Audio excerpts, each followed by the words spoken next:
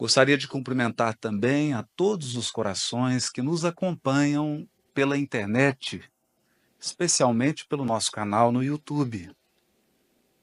O tema da Semana Espírita é de reflexão. Ante os tempos novos. E falar da nova geração e dos novos tempos é evocar a formação de um novo ser humano. Porque depois de séculos e séculos de experimentação em todas as áreas do conhecimento humano, aprendemos, à custa de muito suor e lágrimas, que não se edifica uma comunidade ou sociedade pacífica, igualitária e progressista sem o concurso de um ser humano renovado para o bem. Se a construção de um novo mundo devesse se iniciar pelo exterior, não teria Jesus conclamado individualmente, coração a coração, para a edificação interior do reino de Deus. Não basta a promulgação de leis, não basta a divulgação de ideais nobres, não bastam organizações que simbolizem iniciativas se elas não puderem contar com consciências individuais dispostas ao testemunho e à exemplificação dos seus ideais. É por esta razão que o Espiritismo, na qualidade do Consolador prometido, inicia o extraordinário projeto de regeneração humana pelos indivíduos, pelas pessoas, pela intimidade de cada um de nós, na esperança de que um ser humano renovado possa espalhar no seu raio de ação os princípios concretos do bem.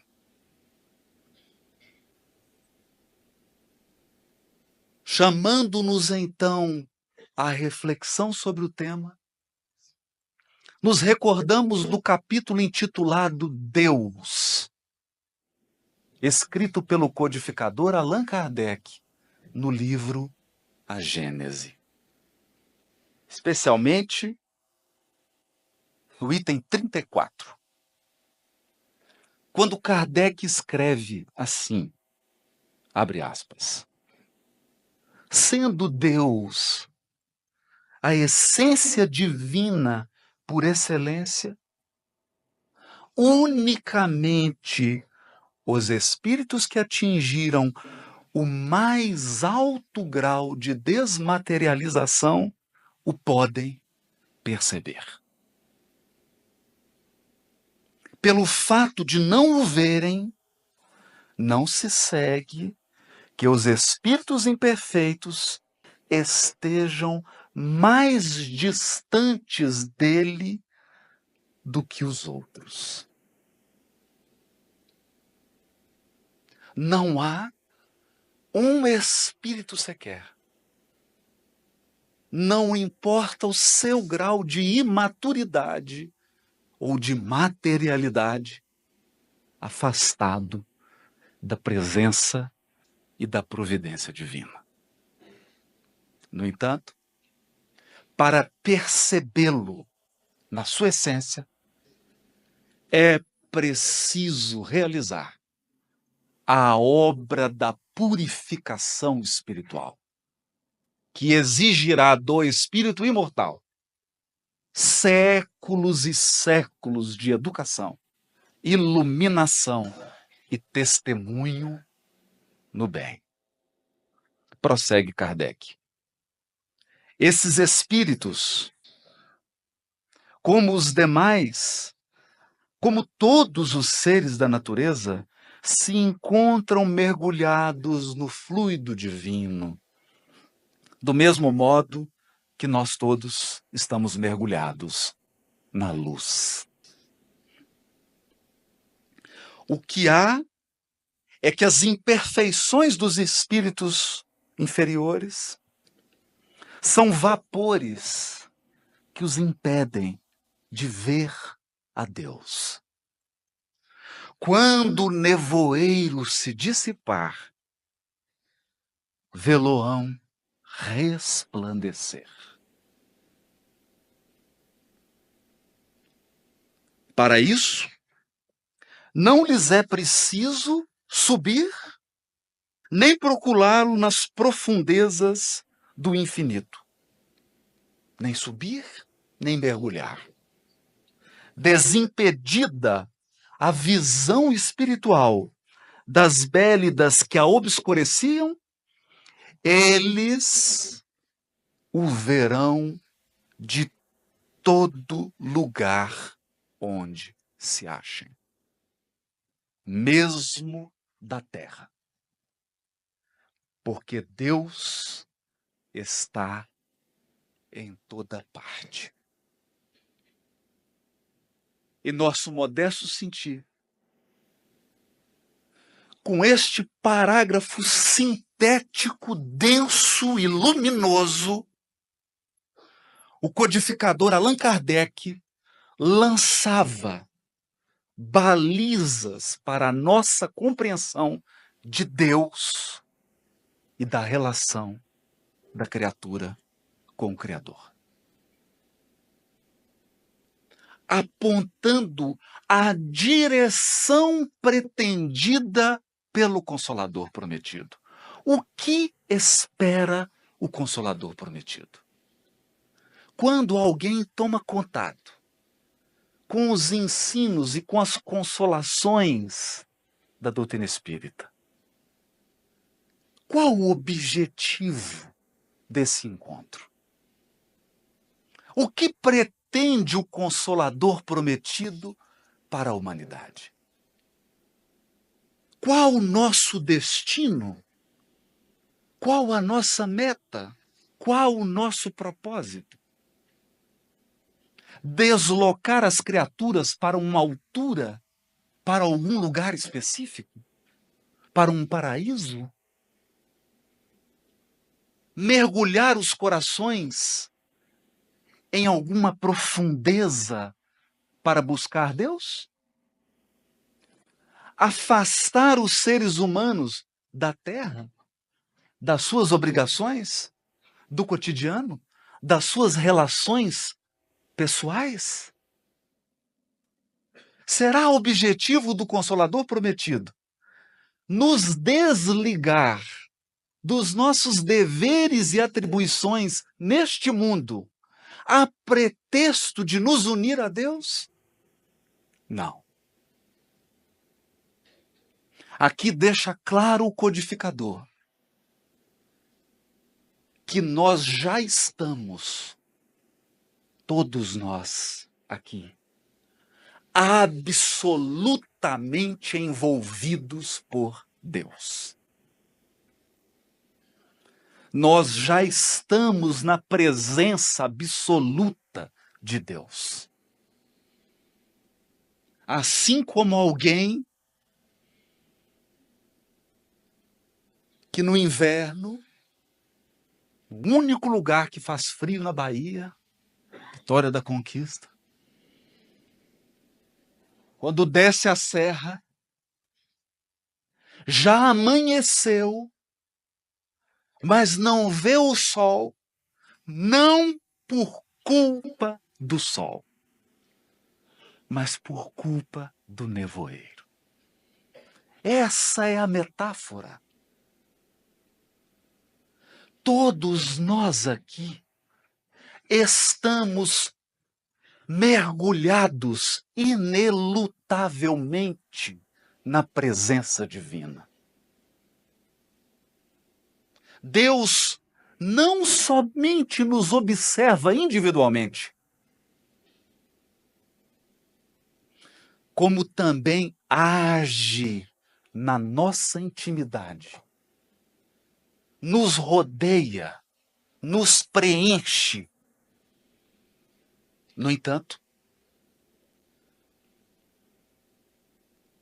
dirá Emmanuel que a providência divina não pode descer para errar com as suas criaturas. O Criador, soberanamente justo e bom, não declina 1 milímetro da sua perfeição para errar conosco. Seus atributos são infinitos e imutáveis. O Criador é soberano. Ele não se diminui. Ele não pode ser conivente. Sendo assim, por ter dotado cada sua criatura do livre-arbítrio, ele espera, aguarda a ampliação da nossa percepção individual, o aprimoramento da nossa capacidade de sentir, de ver e de raciocinar. Nos envolve, mas não se impõe de modo autoritário, ferindo o nosso livre-arbítrio. Para quê? Para que a criação divina seja povoada de consciências responsáveis. Responsáveis. Assim, dotados de todas as potencialidades da perfeição, em estado de germe, evolução espiritual significa cultivar potências anímicas, potências da alma, para que cada consciência possa edificar, em parceria com o Criador, a sua própria grandeza. Aqui não há indicação, não há protecionismo, não há privilégio. Deus não abre mão da sua equidade e da sua justiça. Todos os filhos são tratados em pé de igualdade. E todos possuem os mesmos recursos para efetuar o aprimoramento da alma. Esse é o ponto. Esse é o nosso ponto de partida. Se esse é o nosso ponto de partida, eu estou fazendo aqui de um jeito mineiro. O mineiro come o mingau pelas beiradas. Então eu estou indo assim, devagar, rodeando, porque se for com a colher no meio do prato, queima a boca. Antes de adentrar no item, o homem de bem, que é o item número 3 do capítulo Sede Perfeitos. Por que que o tema da abertura dessa Semana Espírita está no capítulo Sede Perfeitos? Somente essa colocação do tema já nos leva a refletir. Refletir. No mínimo, que o homem de bem, homem aqui no sentido de ser humano, de espécie humana, não no sentido de gênero. O ser humano de bem. O membro da espécie humana que edificou o bem em si mesmo e que irradia o bem por onde passa e por onde vive. Esse homem de bem não é um milagre, não é fruto de um gesto mágico do Criador. Nós não temos aqui um mágico que simplesmente tira de trás dos panos alguém que é completo, que é perfeito, que é bom. Não. O ser humano de bem é o resultado de uma obra milenar de aperfeiçoamento. O ser humano de bem é fruto de um processo. Por esta razão, este item no Evangelho segundo o Espiritismo está no capítulo Sede Perfeitos, no item 3. E não é por outra razão que no item 2, um item antes do nosso tema da noite, Kardec escreve: pois que Deus possui a perfeição infinita em todas as coisas, esta proposição, sede perfeitos, como é perfeito o vosso Pai Celestial, tomada ao pé da letra, pressuporia a possibilidade de atingir-se a perfeição absoluta. Porque a frase, sede perfeitos como é perfeito o vosso Pai que está nos céus, é uma frase de Jesus e está situada ao final do Sermão da Montanha. E, naturalmente, o primeiro recado do educador, Kardec, é: não interprete ao pé da letra. Nenhuma criatura jamais poderá se igualar ao Criador.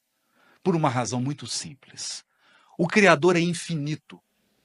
A criatura é limitada.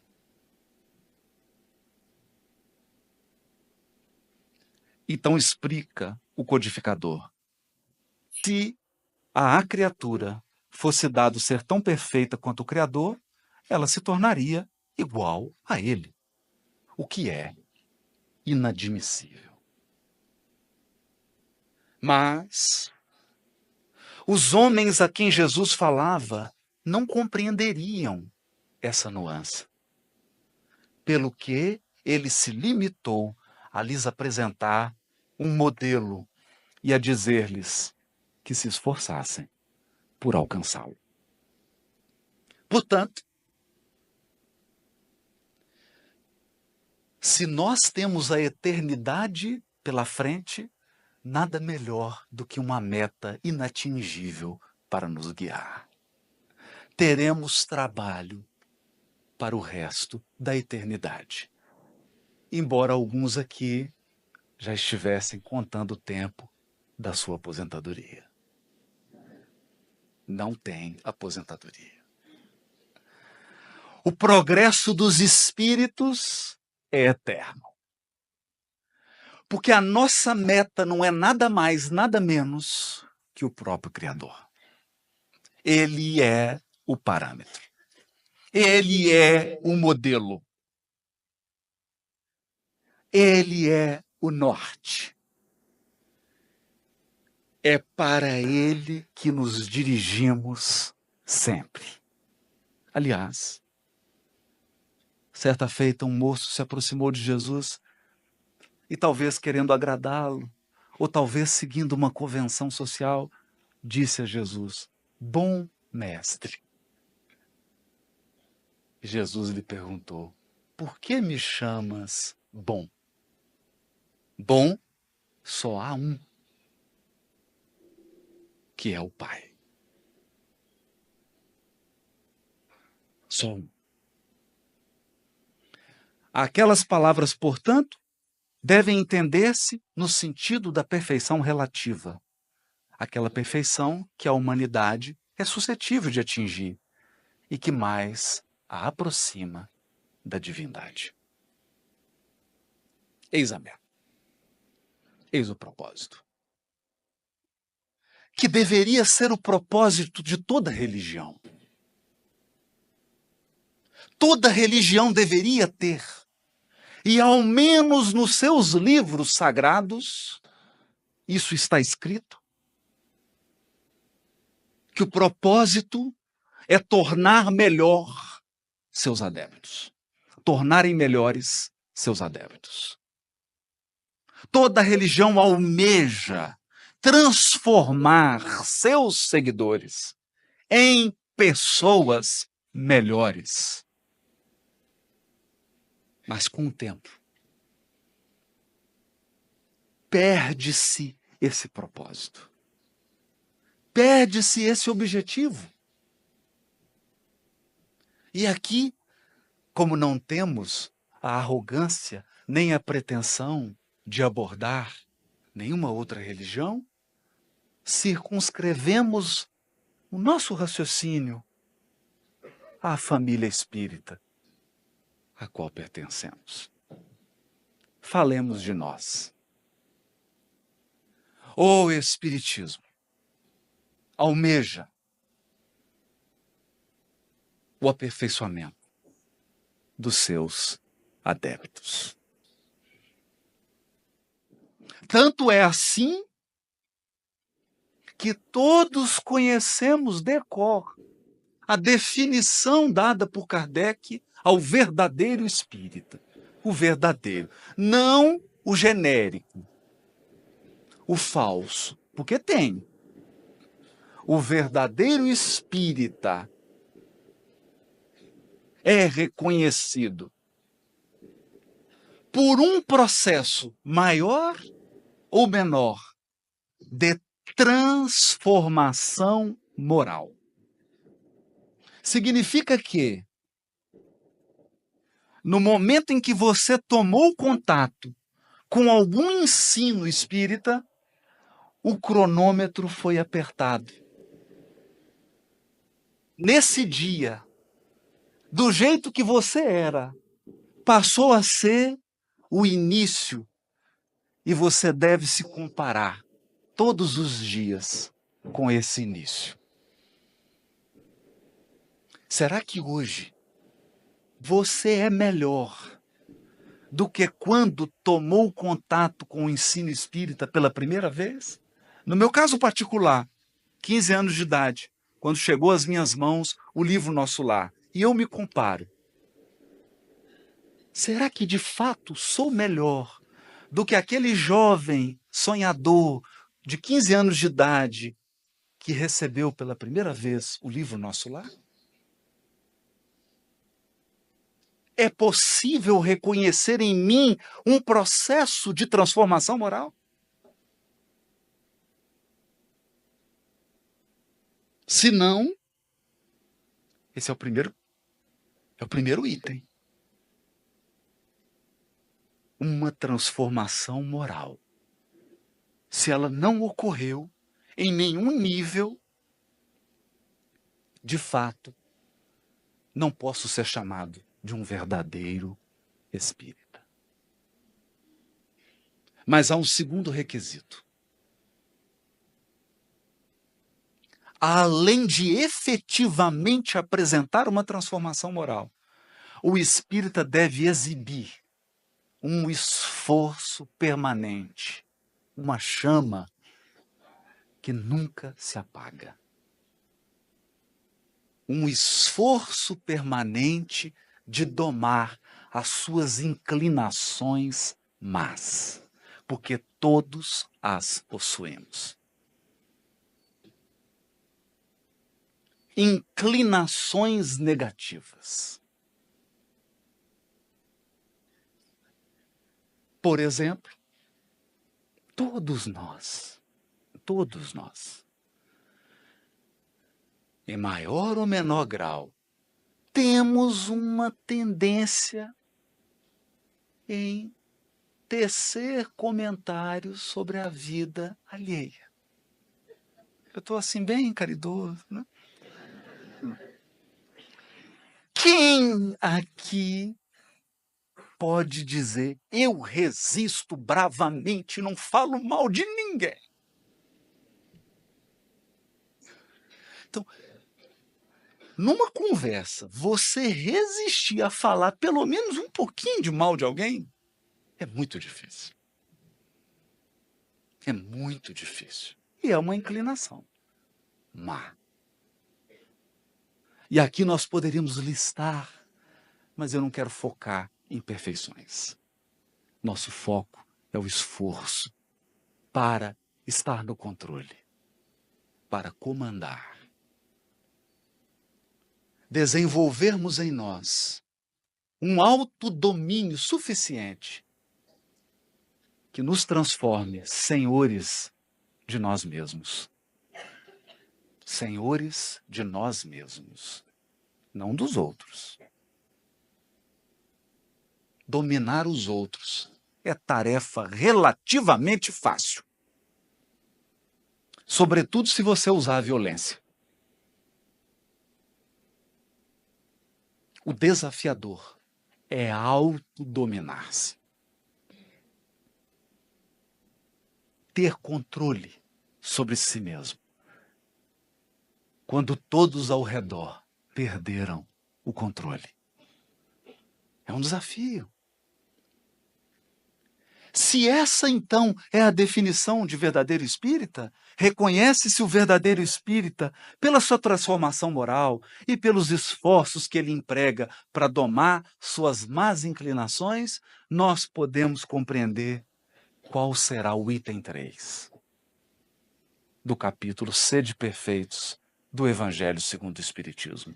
O que acontece com alguém que tomou contato com os ensinos do Consolador Prometido, que iniciou um processo de transformação moral e que emprega esforços para domar suas inclinações más. Essa pessoa, esse espírito, se encaminha para o homem de bem. O homem de bem. Portanto, nosso objetivo é nos tornarmos seres humanos de bem. Segundo os parâmetros que estão aqui nesse item 3, que nós vamos examinar de maneira panorâmica. E mais que isso, se realmente eu estou comprometido com a doutrina espírita, eu preciso sempre comparar as minhas atitudes e a minha conduta com os parâmetros do homem de bem. Esse item, então, ele pode ser, se você quiser, você tira um xerox do item, prega em todos os espelhos da sua casa, porque a gente gosta de olhar para espelho, né? Espelho é uma coisa... Então, no espelho do banheiro, espelho todo, você prega esse papelzinho. E toda vez que você for tomar uma decisão, toda vez que você for dizer algo, fazer algo, leia o homem de bem.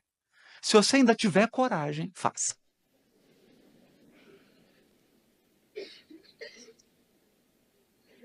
Porque é um critério. É um critério. Aquele que compreendeu a essência do ensino dos espíritos, aquele que compreendeu, e quando eu digo compreender, eu estou dizendo não apenas num nível intelectual, mas com todas as potencialidades do espírito, inclusive o sentimento, emoção, intuição, todas as potencialidades. Se você de fato compreendeu, você caminha para esse padrão. Inevitavelmente. E acredite, há milhares e milhares de outros corações em outras religiões que também estão caminhando para esse parâmetro. Porque todas as criaturas de Deus caminham para esse padrão, não importa a religião a qual elas pertencem.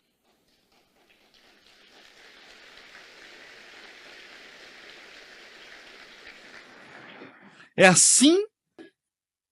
assim que nós podemos olhar para a imagem de um Gandhi, de um Mahatma Gandhi. Ler sobre a vida de Mahatma Gandhi e sentir e compreender que esse homem conseguiu expressar na sua vida e nas suas atitudes aquilo que está dito aqui sobre o homem de bem.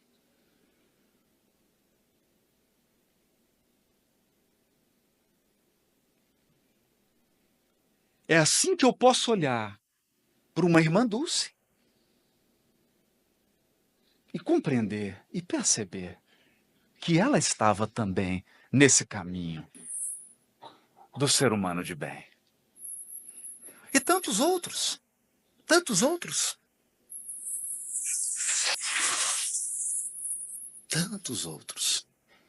Da religião muçulmana, da religião judaica, do budismo, das religiões de matrizes africanas. Pessoas de bem. Eu me recordo de um amigo que veio participar de um congresso de teologia em Salvador. Salvador. Congresso sobre diversidade religiosa. Cheio de teólogos, estudiosos de ciências da religião. Então tinha doutores, pós-doutores, sentados numa mesa e chamaram então para representar as religiões de matriz africana, uma, entre aspas, mãe de santo. E ela veio toda bonita, aquele vestido branco, rodado, né? A típica mãe de santo. Aquela mulher exuberante, uma senhora de pele negra, e sentou-se quietinha na cadeira e falou um doutor em teologia, depois falou outro doutor, depois um pós-doutor, especialistas. E chegou a vez dela falar. Ela se levantou, o vestido deu aquela rodada. Ela disse assim: eu não estou entendendo quase nada do que vocês estão falando. E eu não vou ter tempo de falar muita coisa, porque essa semana eu acolhi lá no meu terreiro uns 10 moradores de rua e eles estão lá em casa com fome, tem que dar comida para eles. Acabou o congresso.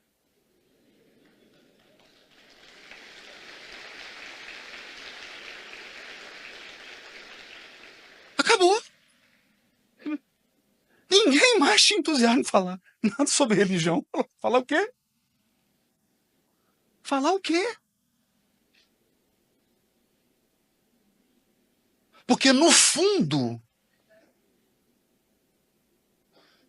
quando um coração se aproxima de alguma fonte de religiosidade, ele está buscando iluminação espiritual. Ele está buscando ser melhor, viver melhor, ou pelo menos viver em paz. Em paz. É isso que se busca. O que você busca quando entra num templo? Paz. Propósito. Alegria de viver. Sentido de viver.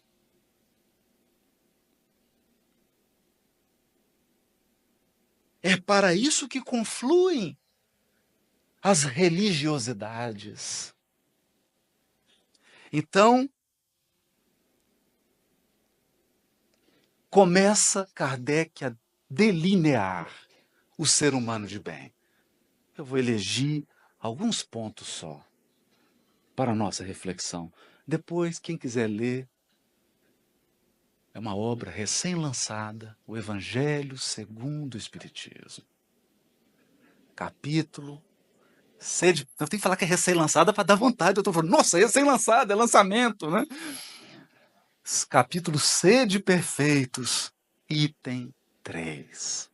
Leia, releia, releia, medite.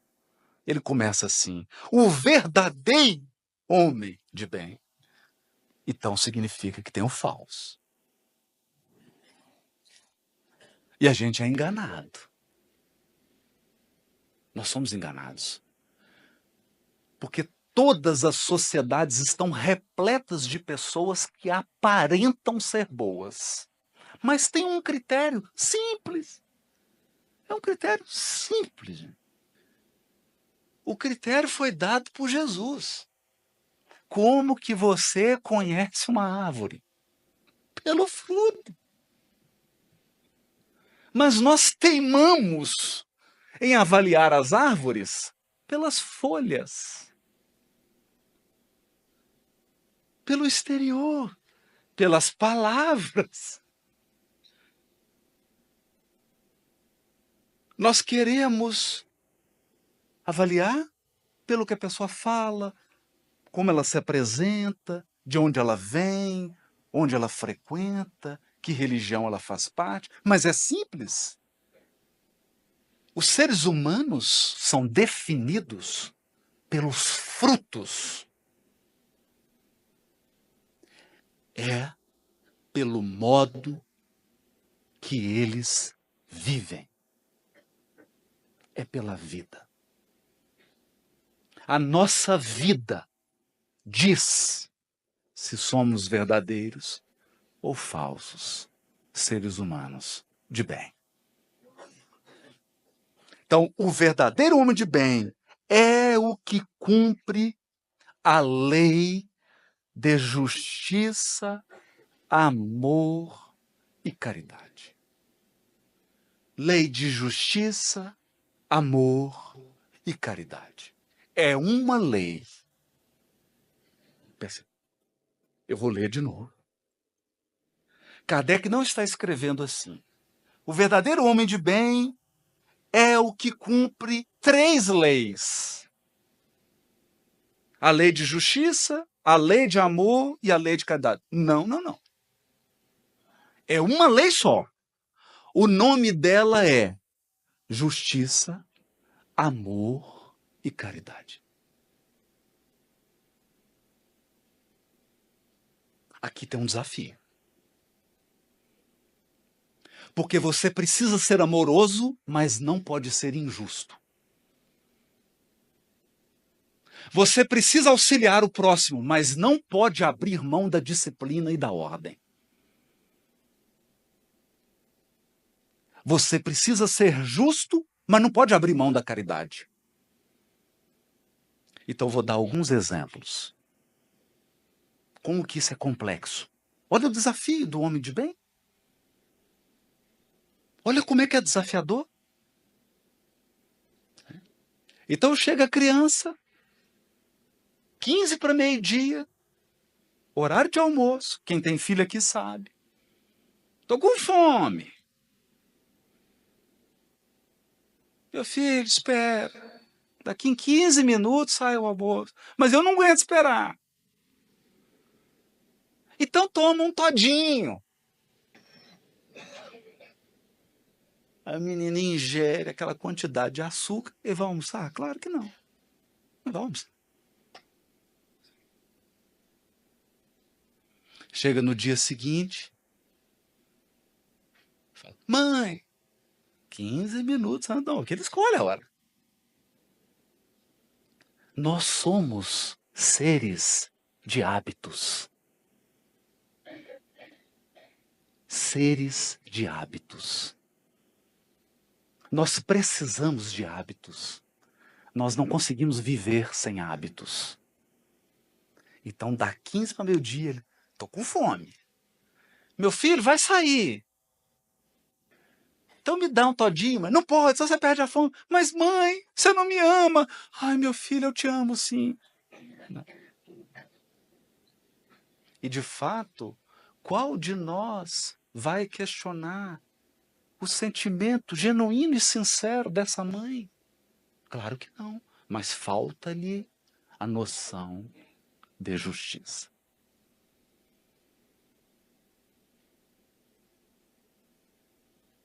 Porque justiça é equilíbrio, é disciplina, é respeito, é autodomínio, é conter-se.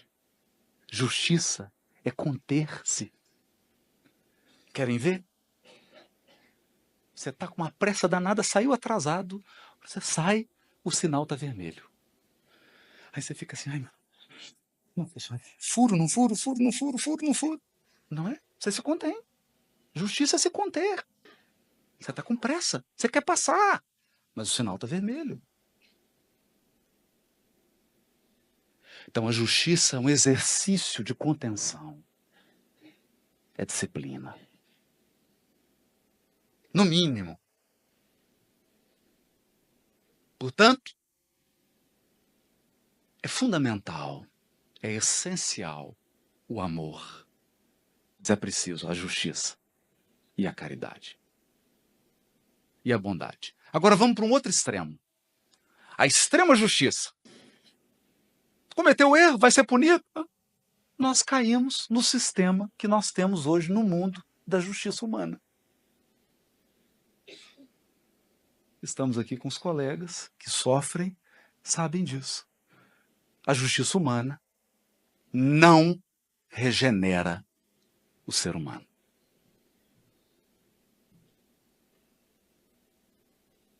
Ela pune, mas ainda não conseguiu, com raríssimas exceções, ou se quiserem numa linguagem mais técnica, os percentuais de recuperação e de regeneração são mínimos, para não dizer vergonhosos. Por quê? Porque a justiça humana ainda não incorporou elementos fundamentais da justiça divina, que são o amor e a caridade.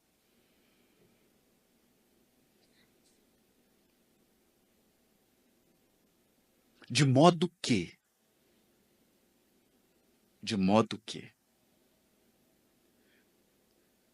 exercer o mais genuíno amor, sem deixar de ser justo, ajudar ao próximo, sem abrir mão da equidade,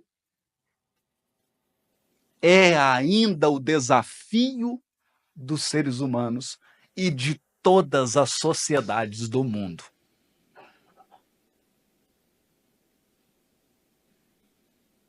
O que nós vemos é excesso de justiça, ou excesso de caridade, ou excesso de amor, mas raramente encontramos esses três elementos no mais perfeito equilíbrio.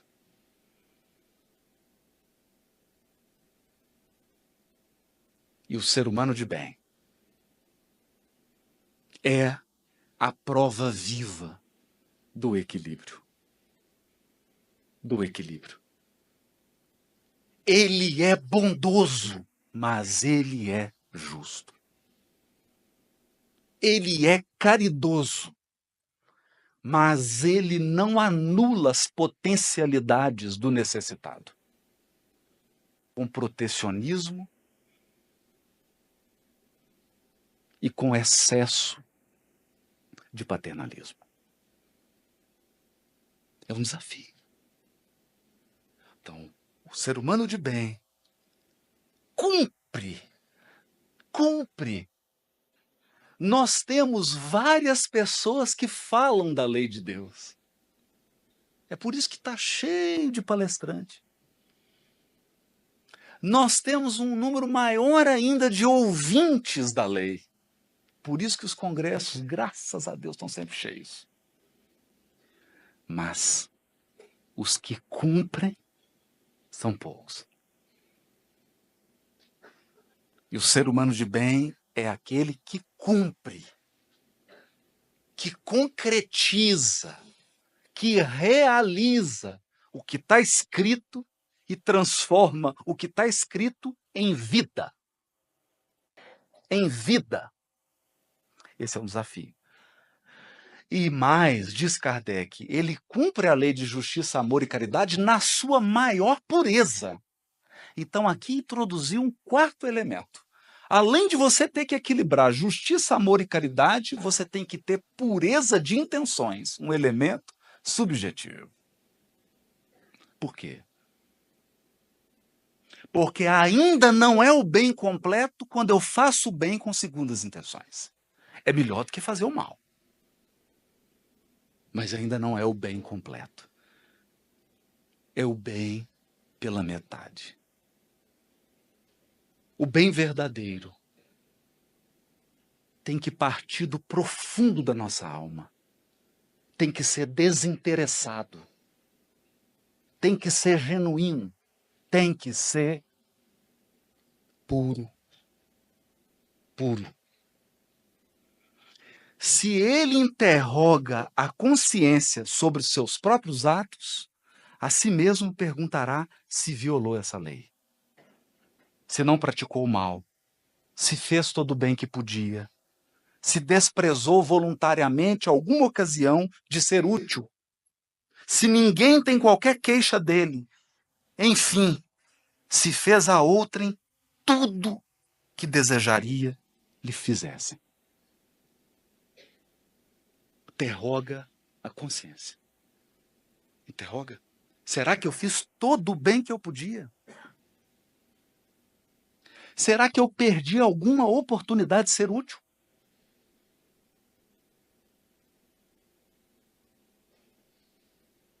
Será que eu perdi? Vejam, nós não estamos falando aqui de críticos, porque crítico tem muito. Crítico tem muito. Eu me recordo de um professor, estabeleceu lá uma oficina na faculdade, e nós chegamos no primeiro dia, já começamos, professor, isso aqui poderia ser assim, isso aqui é o outro. Falou, não, professor, só poderia fazer assim, e cada um tinha uma ideia. De repente o professor levantou e falou assim, escuta aqui, gente, galinha que não bota, não pia. Ele falou, professor, o que o senhor está querendo dizer com isso? Primeiro, vocês têm que se integrar ao projeto, trabalhar pelo projeto. Aí vocês passam a ter direito de dar sugestão. E eu fiquei chocado com aquilo. E até hoje, quando eu sou tentado a dar alguma sugestão em trabalho que eu não participo, eu lembro do professor. Galinha que não bota, não pia.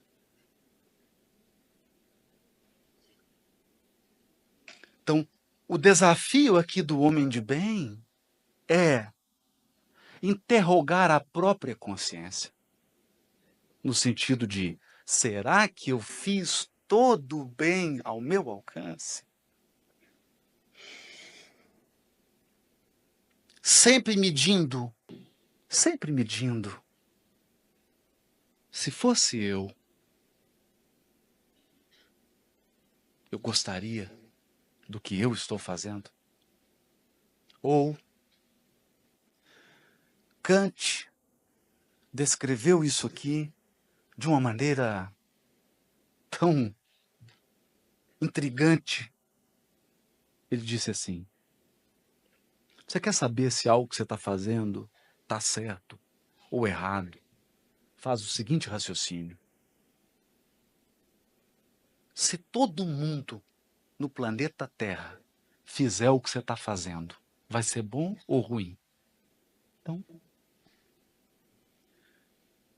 você pega uma bala, abre a bala, coloca a bala na boca E o que você faz com o papel?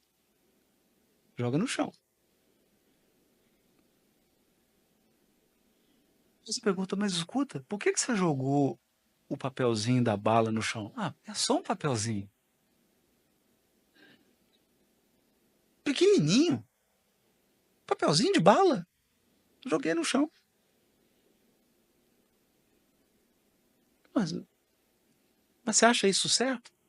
Ah, um papelzinho eu acho. Então o Kant te perguntaria assim: é certo ou errado jogar um papelzinho de bala no chão? Imaginem agora 8 bilhões de pessoas jogando um papelzinho de bala no chão da sua casa.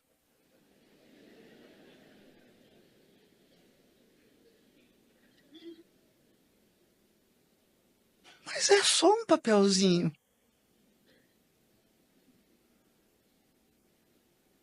É um raciocínio do Kant. 8 bilhões de pessoas seguindo o seu exemplo seria uma catástrofe. Você já imaginou você retirar 8 bilhões de papelzinho de bala?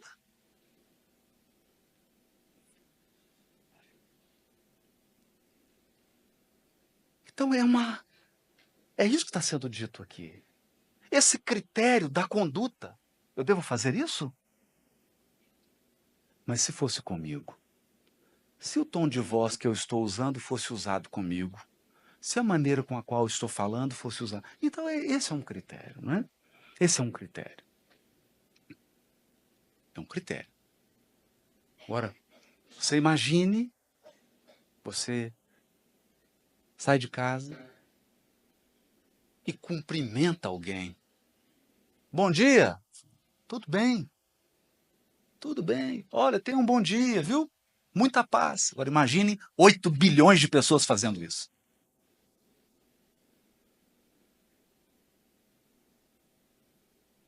Então não é mágica. O homem de bem é a construção de hábitos. E então, caminhando já para o encerramento, eu selecionei, porque são muitas características. São muitas características e eu não quero que ninguém saia deprimido dessa palestra. Vamos começar a listar aqui e todo mundo vai ficando de cabeça baixa. Nossa, mas que palestra! Meu Deus, me sentindo. Não. Então, selecionei 2 características nesse tempo. 2 não, 3. Nesse tempo de tanta dificuldade como que nós estamos vivendo. Primeira característica ou atributo do homem de bem, do ser humano de bem. Ele deposita fé em Deus, na sua bondade, na sua justiça e na sua sabedoria. Sabe que sem a sua permissão nada acontece e se lhe submete à vontade em todas as coisas.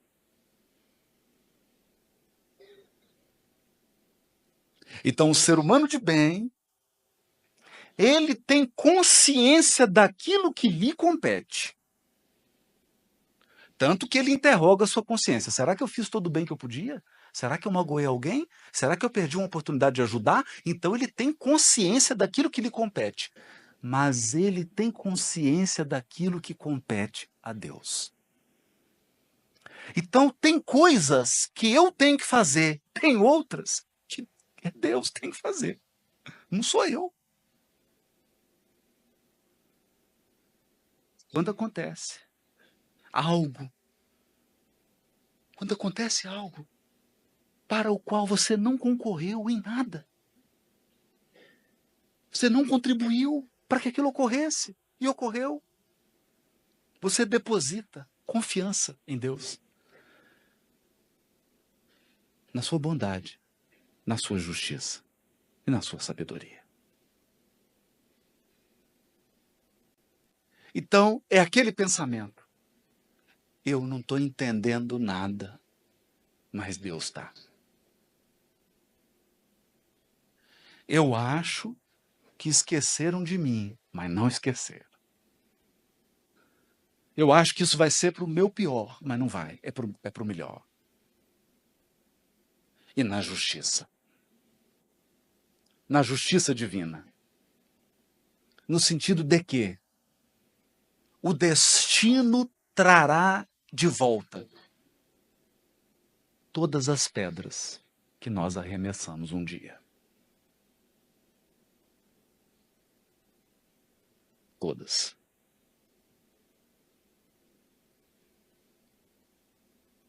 Para que nós tenhamos um senso de proporção. Um senso de proporção. E o senso de proporção é: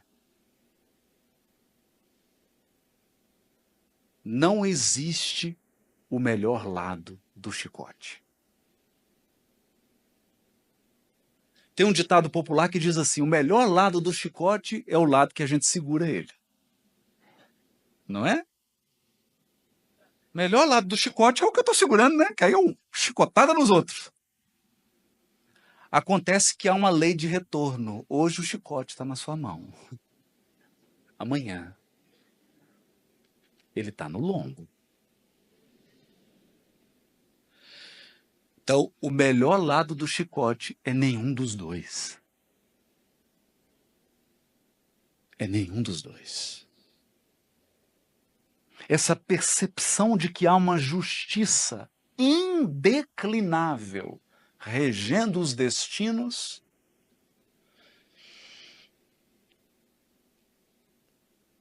nos traz obediência à lei divina. Obediência. Tem fé no futuro, razão porque coloca os bens espirituais acima dos bens temporais. Sabe que todas as vicissitudes da vida, todas as dores, todas as decepções são provas ou expiações e as aceita sem murmurar.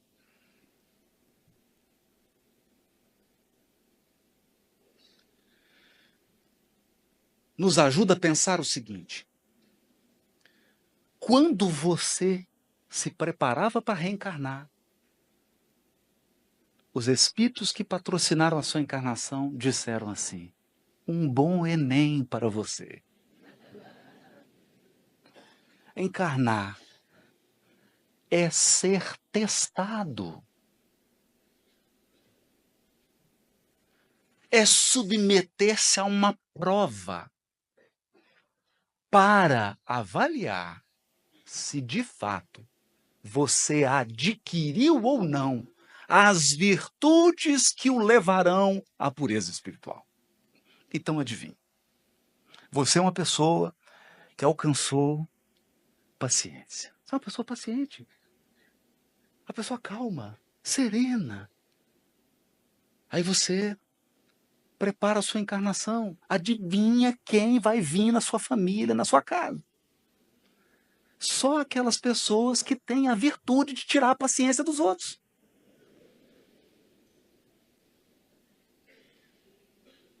Então está aqui você, uma pessoa paciente, que fez uma aquisição razoável de paciência, cercado de pessoas que têm a habilidade de te deixar impaciente.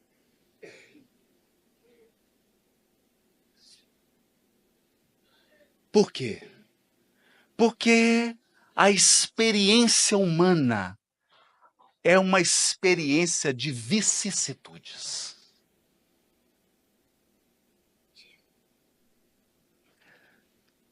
Então, quem está nos ouvindo, é muito importante isso. É muito importante. Nós precisamos criar uma resistência íntima às vicissitudes. Às vicissitudes. É por isso que há um consolador prometido no mundo. Nós precisamos de fortaleza interior para entender que estar encarnado é estar lado a lado, de braços dados, com vicissitudes dos mais variados gêneros. Nascer e desencarnar já não é uma vicissitude? Imagine, você está ali naquela banheira de hidromassagem, no líquido amniótico, aquele lugar quentinho, gostoso, que tem até um isolamento sonoro, tranquilo. De repente, esvaziam a sua banheira. Você é arrancado, um frio maior do que a Vitória da Conquista. Você começa a tremer, vem um indivíduo como o peixinho, médico, te coloca de cabeça para baixo, enfia a mão lá na sua garganta. Você fala, gente, o que é isso? Eu estou sendo agredido. Isso é violência doméstica. Cortam, gente, cortam a coisa mais maravilhosa que você tinha. Você não precisava fazer nada, a comida chegava em você. E a comida chegava mastigada, balanceada, não tinha açúcar, nem gordura, nada. A comida balanceada. Na medida certa. E não é que esse indivíduo insensível corta o cordão? E a partir de agora, você vai começar a sentir um vazio interior, é fome. Vai chorar. Antes, você simplesmente abria as perninhas na sua hidromassagem quente e a comida entrava. Agora, você tem que sugar, mamar. Isso é encarnar, nascer. Agora, gente, vamos combinar uma coisa. Desencarnar não é uma coisa muito legal também. Não é. Quem já esteve aqui na beira sabe o que eu estou falando. É uma sensação estranha. Assim. Não é bom. Não é ruim. Mas não é bom também. Não é. Começa a esfriar o pé, isso quando dá tempo. Porque às vezes o negócio acontece, você fala, cadê meu corpo? Não é? Mas quando o processo é natural, começa a dar aquele frio no pé, você fala, o pé está esfriando, eu já não estou sentindo meu pé. Aí começa a não sentir a perna.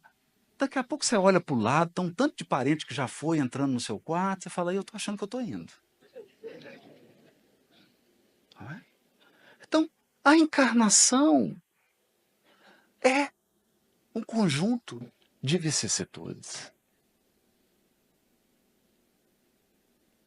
E nós precisamos nos preparar para elas. Porque felicidade não é ausência de vicissitude. Não é. Tem um autor, Robert Frost, um poeta. Ele diz assim, a felicidade compensa de um lado o que ela tira do outro. Basicamente é assim, você nunca vai experimentar uma fase na sua vida em que tudo está feliz. Já percebeu isso? Então, quando entra um pouquinho mais de dinheiro, você fica doente. Quando você melhora até um pouquinho de saúde, acaba o dinheiro. Eu pensei, sempre tem uma coisa. Vocês já perceberam isso? Sempre tem uma coisa. Mas não, estou com saúde, estou com dinheiro. Aí está com problema na família. Aí você está com dinheiro, você fez economia, aí o irmão está passando dificuldade. Lá vai seu dinheirinho para ajudar o irmão. Então sempre tem uma coisa. A felicidade não é a ausência de vicissitude. A felicidade é desenvolver em nós uma capacidade de ser grato pelo que está bom.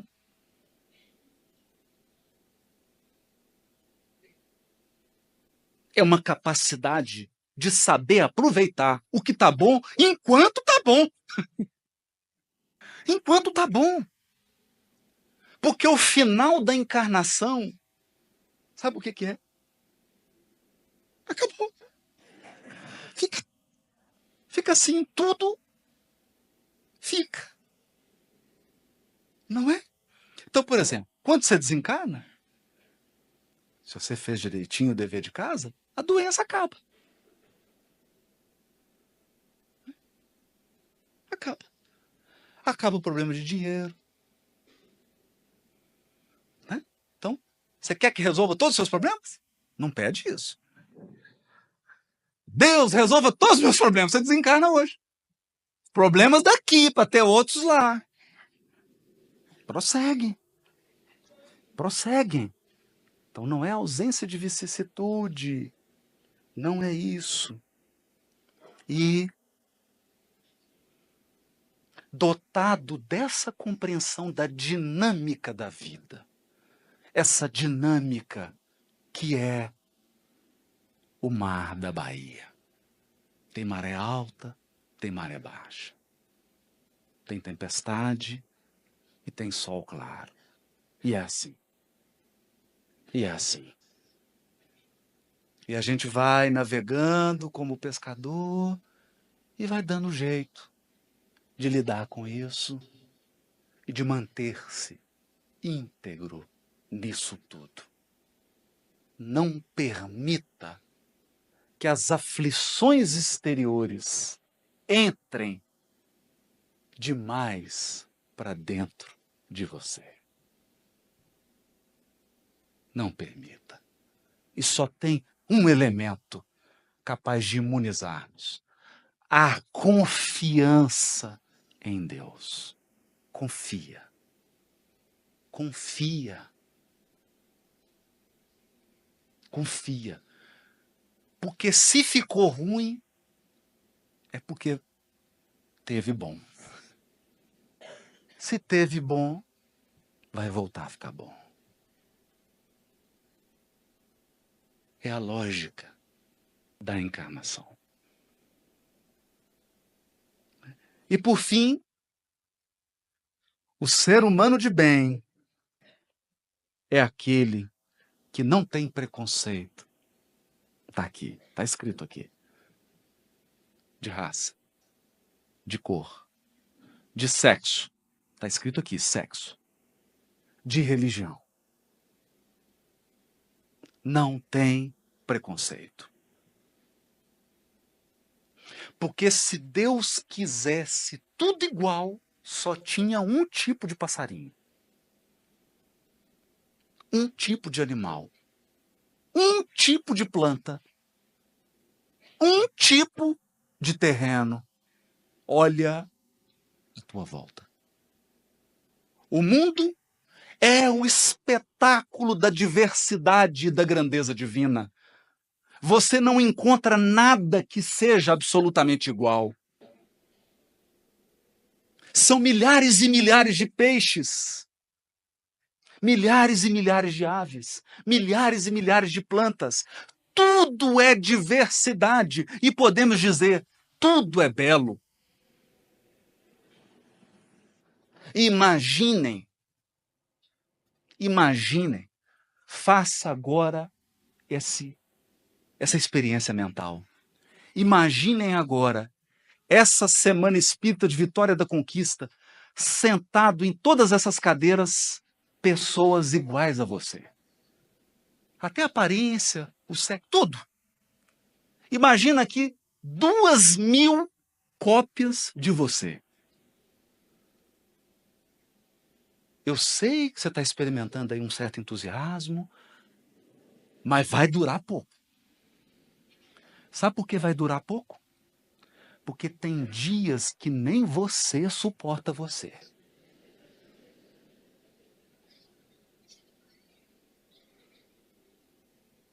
tem dias que nem você tolera você. Então imagina, você sai de casa e passa você na rua.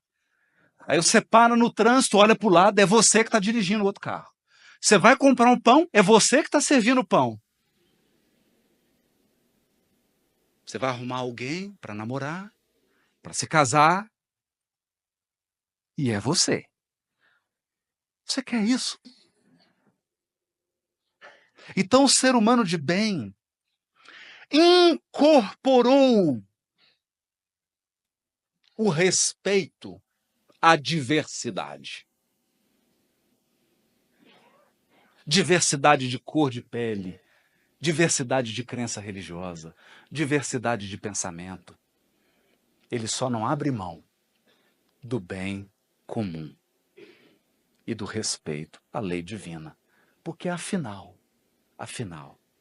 o ser humano de bem é alguém que compreendeu que Deus legisla para todos. Deus vela por todos. E Deus ama a todos.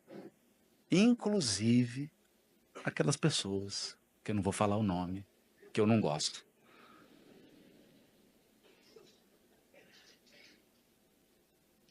Quando incorporamos isso,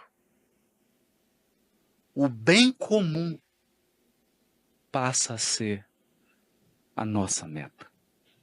Porque se eu trabalho para o bem de todos, ao final da estrada, eu compreendo que ao defender o bem dos outros, no fundo, eu defendi o meu próprio bem-estar. Eis a meta do Consolador prometido. Regeneração planetária não é mudança exterior. Não é pintar a nossa casa com tintas novas. Não.